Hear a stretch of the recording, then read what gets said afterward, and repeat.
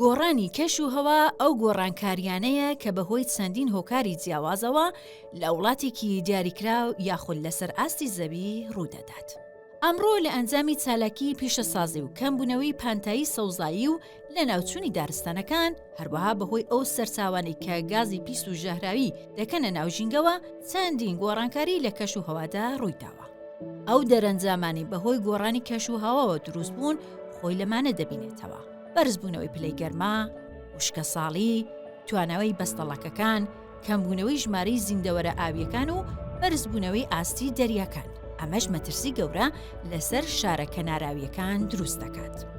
گۆڕانی کەشوهەوا چەندین کێشەی ژینگەی بۆ عێراق دروست کردووە، لەوانەش بە بیابانبوونی زەویە کشتتوکاڵەکان بە ڕێژەی ١٧، وشکبوونی زۆنگاوەکان و دابەزینی ئاستی ئاوی هەردوو ڕووباری دیژلە و فورات بە ڕێژەی ١٢٩ و ١٧٧، هەروەها بەرزبوونەوەی پلەکانی گەرما بە شێوەیە کە لە هاویناندا 50 پلە تێدەپەڕێت. ساڵی 2021 عێراق سوێنێ و پەیماننامەی پاریس بۆ بەرەنگاربوونەوەی گۆڕانی کەشوهەوا کە ساڵی 2015 بە بەشداری 195 وڵات بەڕێوەچوو.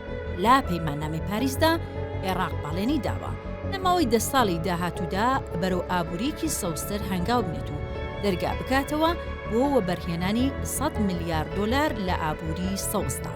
هەروەها کار بکات بۆ وزەی نوێبووە و ڕێژەی 100 بۆ 102 دەردانی گازی دۆمۆکسیدی کاربۆن کەم بکاتەوە. گۆڕانی کەشوهەوا هەڕەشەیەکی ڕاستەقینەیە. پێویستە کار بکەین بۆ کەمکردنەوە و خۆگونجاندن لەگەڵیدا.